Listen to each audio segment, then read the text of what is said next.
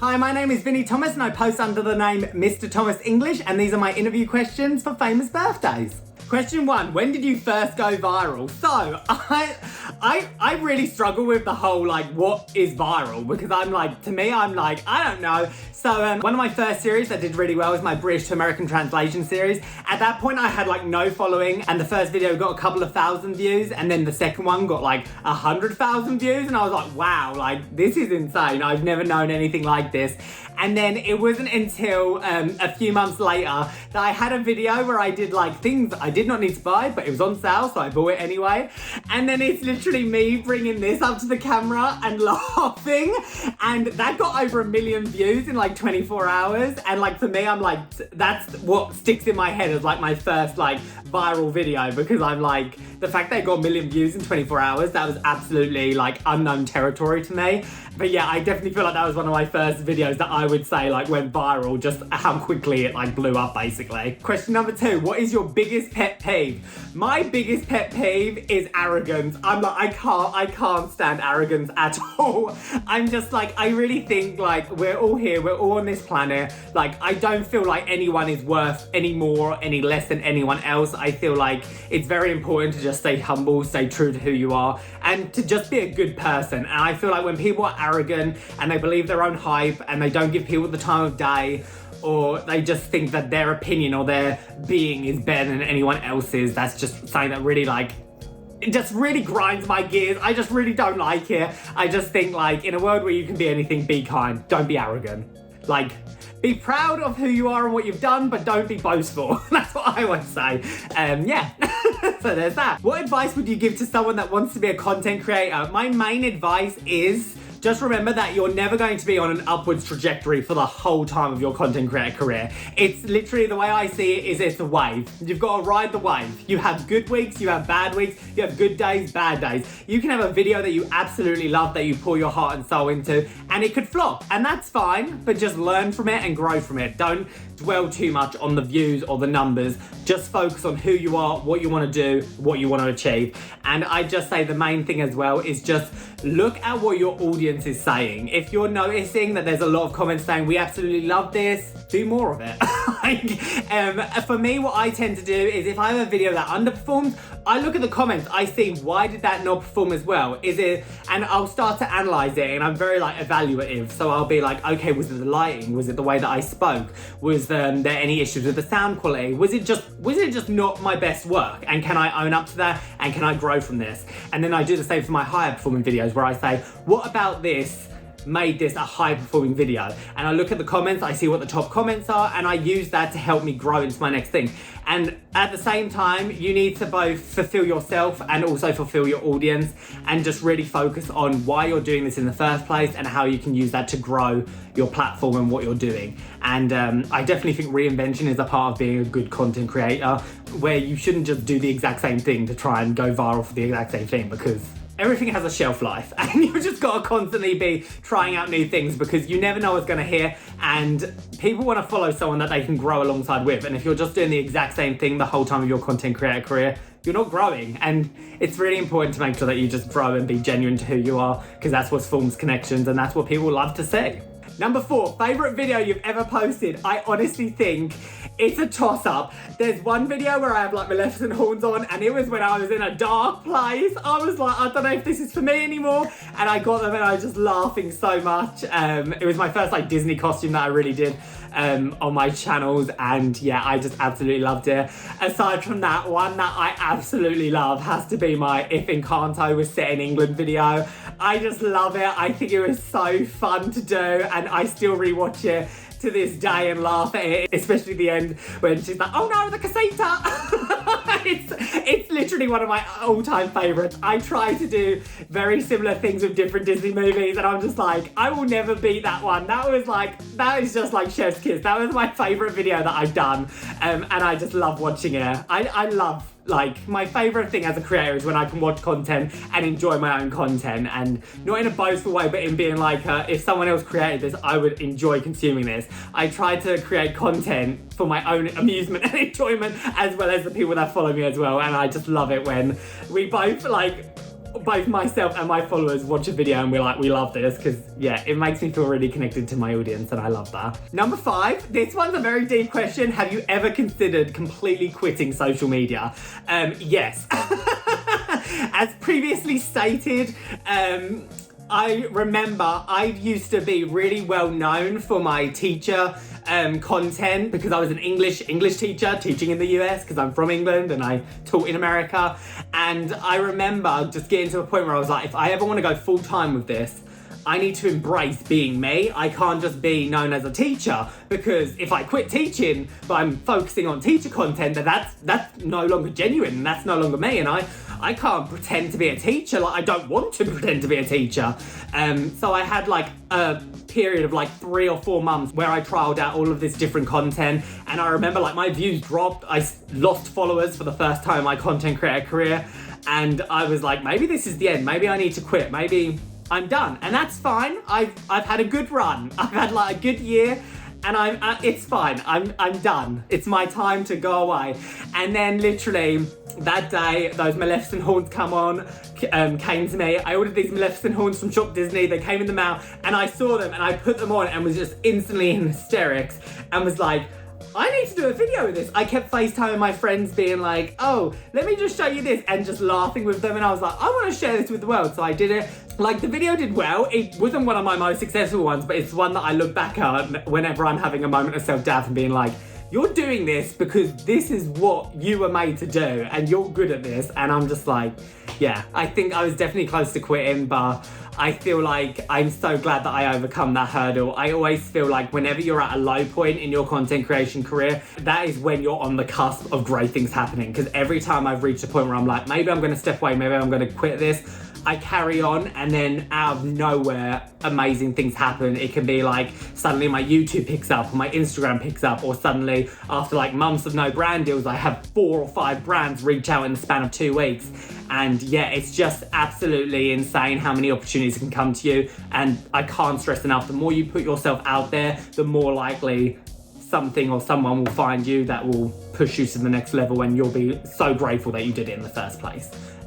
So yeah, so don't quit, even though you want to, because I'm like, right now, I'm stressed out, because right now today, I'm like, I've got 1,000,001 things to do, I'm stressed out, and I'm like, oh my goodness, and then I'm like, but no, this is what I wanted to do, and this is what I'm gonna do, and I'm gonna make sure that I don't quit. So yes, even when things get tough, it means that you're built for this and you're going to overcome it, and you're gonna look back and be like, yes, I'm glad I didn't quit. So don't quit. Thank you. Thank you for that. Number 6, if you could take control over one person's Instagram, who would it be and why? It would be Taylor Swift, and I would announce the next re-record, because I am waiting very impatiently. I would love to go through it and just be like, oh, is there any hints, anything here that tells me which one's coming next? I'm like, is it Speak Now, Taylor's version? Is it 1989, Taylor's version? Is there a secret 10th album? I don't know, but I would absolutely love to just take control of Taylor Swift's account for one day and just see what's coming next. or if not, just choose what's coming next, and then she'll get access to it the next day and be like, I didn't know Speak Now was coming, but apparently it is now. So yeah, that's what I would do. I'm a Swiftie for life. I love Taylor Swift so much, and yeah, I'm just so excited for her to release whatever she releases next. So yeah, that's why I would choose her.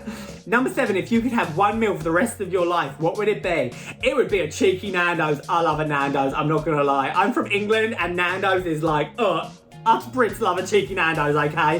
They actually have some Nando's locations. They call it Nando's Piri Piri in the US, and it's mainly on the East Coast. I'm like, I wish they were here. I know there's one that's like opening soon in Texas, but I'm like, I'm in Phoenix. It needs to be a little bit closer. But yeah, my go-to order is a half chicken, extra spicy, with chips and rice, or fries, sorry, and some sauce to go on the side. Oh, I'm like, I really want a Nando's now. I'm so upset. I am touring this summer, so I'm hoping to go to a city that has a Nando's, because I love a Nando's. When I'm in England, I have it all the time. Like, all my friends are like, what do you want to eat? And I'm like, and they're like, Nando's, and I'm like, yeah. Number 8, what advice would you give your past self? My advice would be just to remember everything happens for a reason. The path that you're on is what will lead you to places where you would have never imagined, and just have faith that everything does happen for a reason and you're exactly where you need to be. And any hardships that you have, any struggles, they will make you who you are and who you need to be to succeed. That was very deep, but yeah, I think I'm very much a firm believer in everything happens for a reason, and you know, even when you have rough periods, if you have bad times, anything like that, I feel like it's made to make you who you are, and that's how you get to where you need to be. But yeah, very deep. Number 9, do you see social media as a long-term career path, or do you see yourself doing something else? Right now, I would say social media is my career for the next foreseeable years. I've always loved social media. I'm obsessed with it. I've been obsessed with it since I was like 12 years old, and I used to have like a MySpace. I used to also have this thing called a Pixo, which I don't think anyone remembers because it was so old school, where you'd like make your own website. And yeah, I just always just been so obsessed with it. I remember making like YouTube videos of me singing, and I am like tone deaf. I can't hold a note at all. And again, like 200 views when I was like 12 years old in school, and like people bullying me for it. Me be like, okay, man, I'll take it down. But yeah, I feel like this is something that I was always meant to do. I love it with a passion. I think long term, like I'm very much someone that needs like several backup plans just in case. So I'm always making sure like with my content and with what I do that I'm just making sure to like stay genuine and real to who I am, and just making sure that I use it to develop further skills, so that if I ever did need to go into a different career path of like monetization, brand deals, income from social media wasn't enough, that I would have other ventures that could help me. But yeah, long term, I'm like, I can kind of see myself potentially getting a master's in like business management or social media, and then going to be a college professor teaching social media and business strategy engagement to future generations to help them.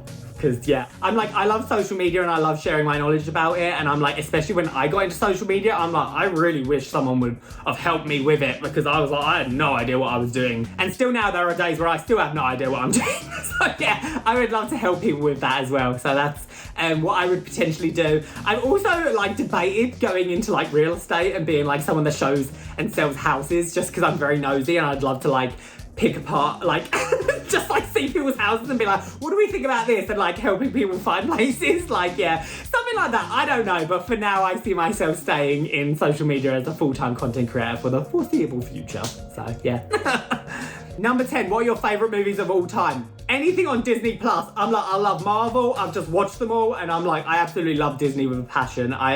I just love it. It's my childhood. It's my like safe space. Whenever I'm feeling down or upset about the world, I watch a Disney movie and it just uplifts me. It just, the whole concept of like, if you can like dream it and believe it, then you can succeed. Like all of those types of messages just really resonate well with me, because I'm like, I am someone that like suffers a lot with like anxiety and depression, and I really love the positive outlook that Disney movies bring. So yeah, that's why I really love integrating Disney into my content and just really focusing on like positive things and like humor within everything that I do, just because I like to be that person that uplifts others, because I know what it's like to feel like you could use someone to uplift you, or you just need to have a laugh or like just be happy for 5 seconds of the day. So I love that I'm able to be that person, and Disney inspires me to do that. Number 11, if you could have your dream vacation, what would it be and where would you go? I want to do a Disney cruise. I know I'm very much on Disney right now, but I'm like, I would love to do like an Alaskan Disney cruise just to see the experience. I'm like, I've done Disneyland and Disney World, so next on the list is a cruise. I'd also love to go Australia, but I'm like, Australia to me would be more of like a travel vacation than a relaxing vacation. But yeah, they're like my top 2 is like Australia and a Disney cruise. So we'll see. Number 13, what is something that most people that follow you do not know about you? For this one, I would say the fact that I'm actually quite introverted.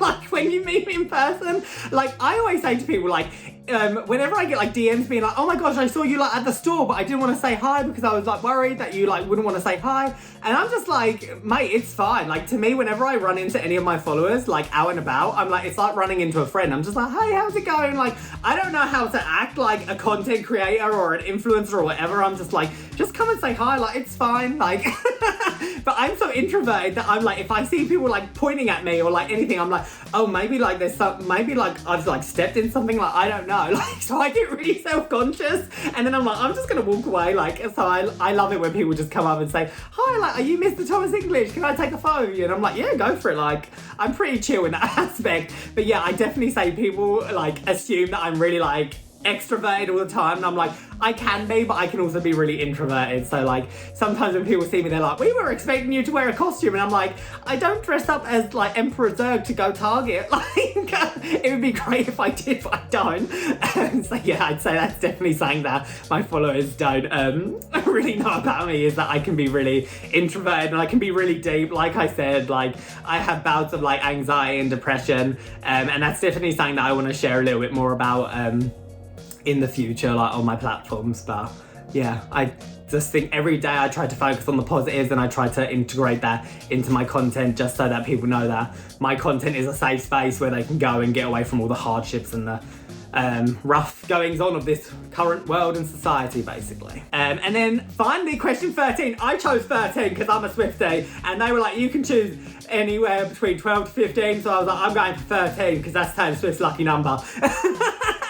Number 13. When was there a time in your life when you were at a crossroads, and how did you know what decision to make? So with this one, I would definitely say earlier this year, when I made the jump to go from teaching and doing content creation to just being a full-time content creator, I'd say it took me months of back and forth deliberating and just really deep discussions with my friends and family. And I just got to a point where I was like, you know what? Like, I'm very blessed that every single day I get to make content that's shared with like thousands of people across the world, and I get to uplift so many people. And I just really looked at myself and was like, I've reached the peak of where I can go with my teaching career right now. And right now my social media is doing so well, like I don't know how far it's going to go. And if I'm balancing this between teaching, there's no way that I'm ever going to know, like, am I doing everything I can with social media? Similar to, am I doing enough as a teacher?